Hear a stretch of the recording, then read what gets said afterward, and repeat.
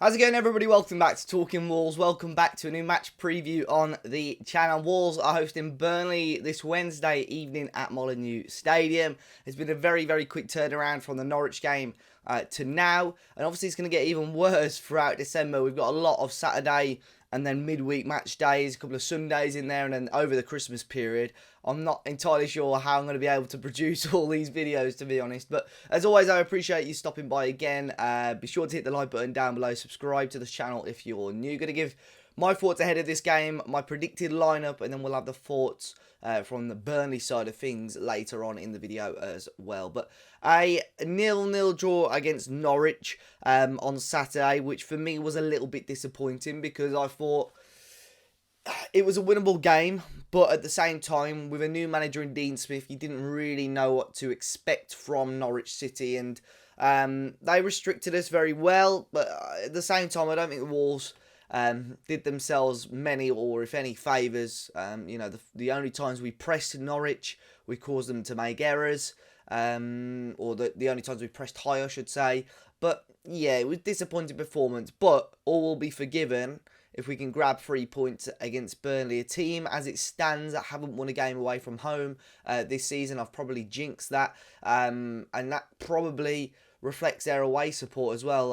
They nowhere near sold out their away allocation, which means a lot more of the allocation will come to Wolves, and now Wolves fans will be able to buy tickets. And if you're watching this video, there is a large chance there are still tickets available. So if you haven't been down to the Molineux this season, or if you haven't been able to catch a game this season, grab a ticket whilst you can, and it will be the biggest home support of the season. So it'll be really, really good fun. But yeah, Norwich game wasn't good. I'm hoping that we can bounce back from it because I think we need to try and give Burnley a game and get at least something out of this match, because then when you look at our upcoming fixtures, Liverpool on Saturday, and then we've got some other tough games, Man City the following week, we've got Chelsea this month, we've got Arsenal later in the month, we've got Manchester United just going into the new year, so there are some really tricky fixtures for us, as always happens during the fixture calendar really. But I think we've put ourselves in a good position. We've beaten teams sort of that we need to beat. We've got points against teams that we should be getting points against, but there are times this season where we're just dropping the ball a little bit, and we could be in such a different position than where we are now. Really, we'll move on to the team news and the lineup. Bruno Lage should have a press conference as of today. I'm recording this Tuesday morning. I'm expecting him to have a press conference sometime today, so we may hear a little bit more about this, so you guys may well know about what's going on. If not, check out our social pages, or I'll probably try and flag it up on the video now if there's anything major. But Daniel Podence is obviously going to be out with COVID. He tested positive last week, and that means meant he missed that game against Norwich. And then obviously Ruben Neves, unfortunately for picking up 5 bookings this season, is going to be suspended for this game. I suppose I'd rather it be for a game like this rather than a game against Liverpool or Manchester City. So I think if we can get 3 points, it's kind of a blessing in disguise that Neves has picked up for this game. Again, whether I'm saying that, whether I think Burnley is a more winnable game, so we should have him, I don't know. It depends which angle you look at it from.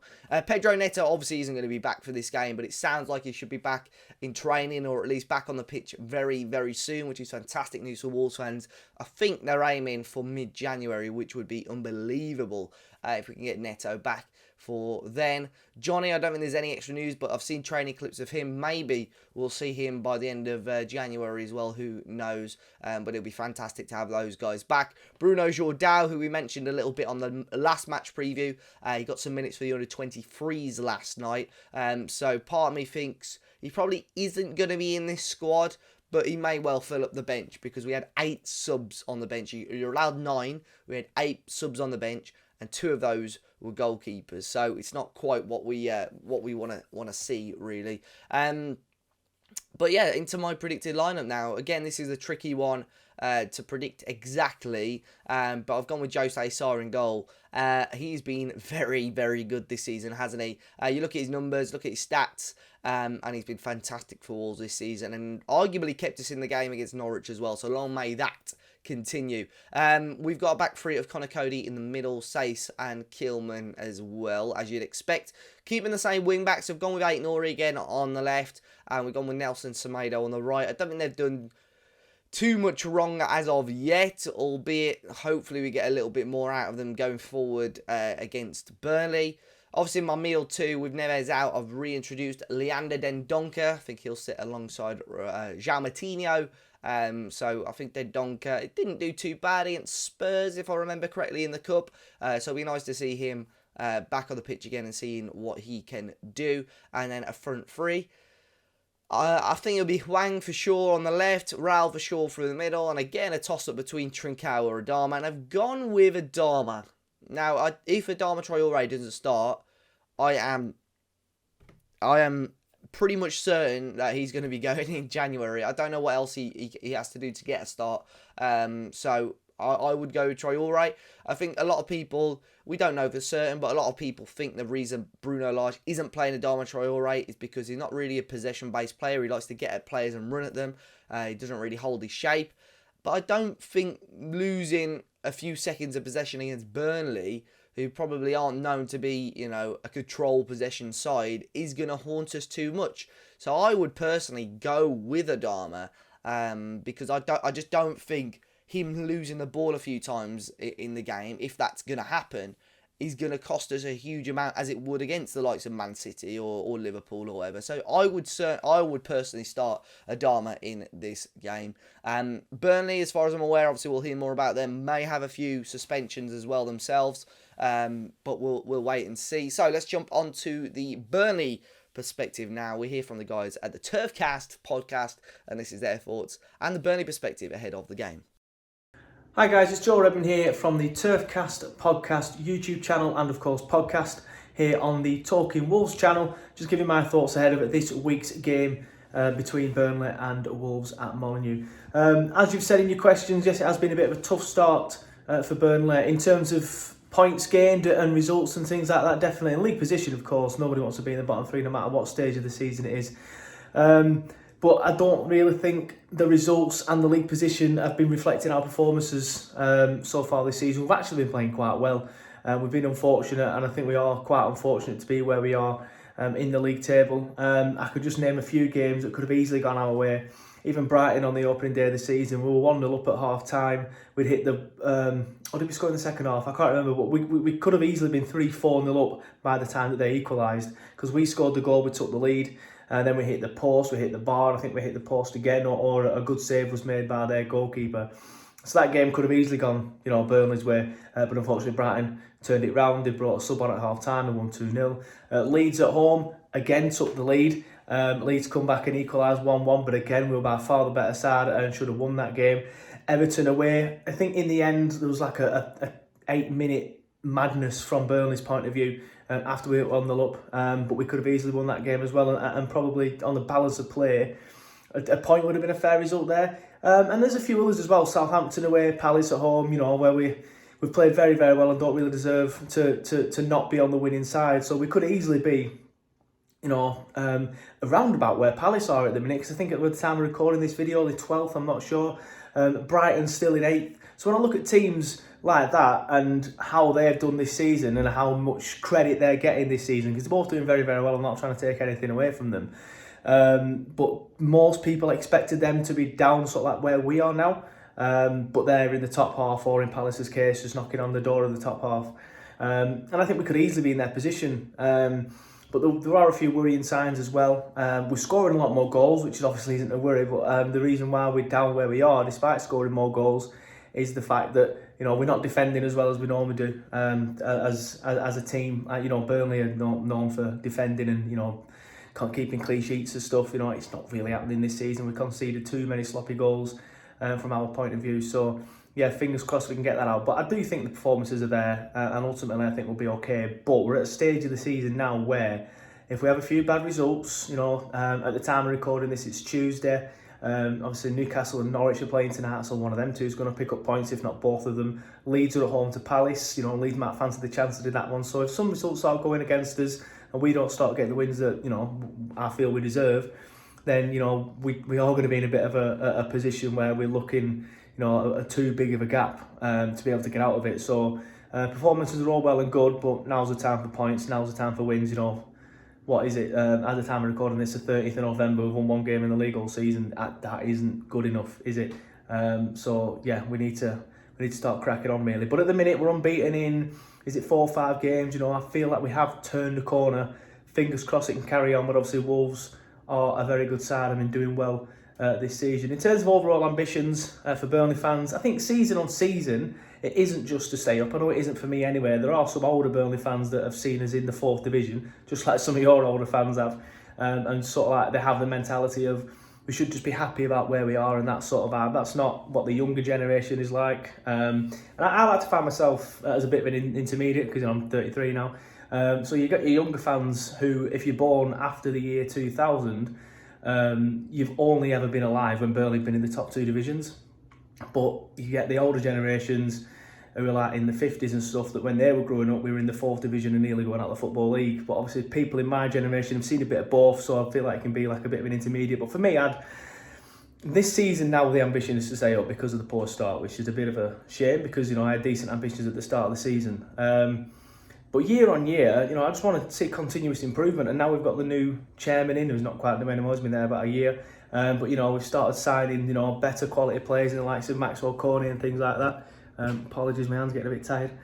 So fingers crossed we can crack on and then push on for sort of like a top 12 regular finish and things like that, and maybe even win something. Fingers crossed we can win something one day. Obviously we're not going to win the league. I'm talking more of like League Cup sort of vibe. But obviously it's not that long ago we were qualifying for the Europa League like you boys as well. So I think you finished 7th a year after us actually, didn't you? And yeah, it'd be nice to see us go on a journey like that again, whether it's through finishing 7th or whether it's through winning the League Cup or something like that. But yeah, for us to get to the next level, I think more corner signings and things like that. And I think the signs are there that we're starting to do things a little differently. But you don't want to go all in and do it all at once, do you? That's what happened to Stoke. And of course, it didn't really work out too well for them, did it? Obviously, they tried to change too much too quickly. And of course, they went down. Yeah, obviously you've mentioned Maxwell in your next question. You guy's a legend. He's so good. I love everything about him, even just the way he is, his personality, like his like stuff like his Instagram videos and stuff. Like he's walking into training this week and he's freezing. He's going, "Oh my God, it's freezing," and things like that. And it's just so funny. Then he's putting Instagram videos with him, sort of like dancing in and around the snow and things like that. The guy's just a breath of fresh air, is the way I tried to describe him. So I think that's a perfect way of saying it. But he's the main one that you got to look out for. He scored 5 goals this season. I think that's more. Is it 5 or 6? I can't remember. But he scored. The stat that's been doing the rounds recently is he's scored more than Messi and Ronaldo combined this season, and played less games as well. So he's doing very, very well, and he's hit the ground running. And like I said, he's been an absolute breath of fresh air. Of course, there's Chris Wood. He likes a goal against you boys. So watch out for Woody as well. And Dwight McNeil, the arrival of Corney has seen sort of like Dwight McNeil. The pressure's been taken off him a little bit in terms of like being the only person that can attack. But he's still, still a very, very good footballer. He just need to look at the quality that he possesses. Latest team news. Well, we have suspensions now. Thanks to the postponed game at the weekend, we have suspensions now from Wester and Tarky picking up an accumulation of 5 yellow cards. So they'll both be out this week. Sorry, keep doing that. But they should have been out for the Spurs game. Obviously, thanks to the snow, the game got called off. And now they are out for your game, which is a bit, I'm a bit disappointed with that one. Obviously, I had no disrespect to Wolves, but I've seen, even though you're above Spurs this season in the league, to be fair, and doing better than them, I think because of the joy we had against you last season, maybe I'd have seen Wolves as a better chance to pick up points. It probably won't work out that way after I've said that now on your channel. So I would have liked them to have been out for the weekend game, maybe battle a point at Spurs or something like that, and then push on at Molineux. But want to be, hopefully we can, not missing too much, because Jack Cork and Nathan Collins will come in, both decent enough. Jack Cork splits fans, to be honest, but Nathan Collins has looked like a decent bar. So yeah, fingers crossed that they can come in and do well. In terms of the postponement, obviously affecting the squad, which is your next question. Obviously, there is the argument that you've put there that some players will be fresher, but the main headline from that is that James Tarkowski should have been ready for Wolves. Now it won't be. He's still suspended, as I just said, and same with Ashley Westwood, and these are two very important players to us. So I think the postponement against Spurs is not going to work out in our favour. Yes, the likes of Cornet, who does a lot of running, and Lawton and Taylor and Dwight, they'll be fresher. Can't get away from that, but. I think missing two massive players, I think that could be, a big adverse effect on the Clarets. In terms of score prediction, I know you're a very, very different animal from the ones you were last season. So I'm going to sit on the fence a little bit with this one and predict 1-1. Simply because, like I've just said, I've not seen too much of you this season. Obviously, I know you're doing very, very well under your new manager. But I don't really know the style of play. I don't really know how you're going to approach it. I know you've sent me a video explaining all these things, but I haven't opened it yet. I'm just busy with a bit of work on a bit of break now, and I'll get it edited and stuff. Before my next shift starts tonight, busy man. So yeah, I'm just going to sit on the fence with score prediction simply because I don't know too much about Wolves this season, other than the fact you're doing quite well. That does worry me, to be honest, but I'm a bit reluctant to predict a defeat on the best of occasions, to be honest. So yeah, fingers crossed we can get something from the game. I'd snap your hand off, to be honest, for a draw, especially with some of the games that are being played tonight. As I mentioned earlier, teams in and around us can be picking up points. So fingers crossed we can grab something from Molineux, as we have done.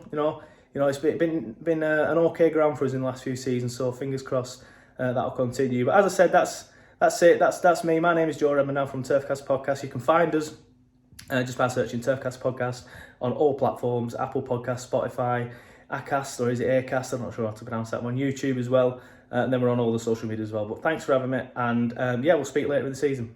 So big thanks to the guys over at the Turfcast. You can check out their channel. I'll be sure to leave a link to them in the description down below. And a score prediction from me. Let's back Wolves. Let's go with a 2-1, 2-0. 2-0 win for Wolves. On Wednesday night under the lights at Molineux. Guys, hopefully you can get down there, especially if you haven't been down to Molineux before. If you go in tomorrow, do let me know. It's going to be cold, so make sure you wrap up warm as well. As always, I'll be back after the game with my match review and reaction, and we'll get the fans react involved as well. And then quickly after, we'll have a Liverpool preview, most probably late Thursday or Friday. So be sure to check that out. Keep your eyes open on the channel. Be sure to hit the like button. Subscribe to the channel if you're new. And until next time, guys, I'll see you all very, very soon.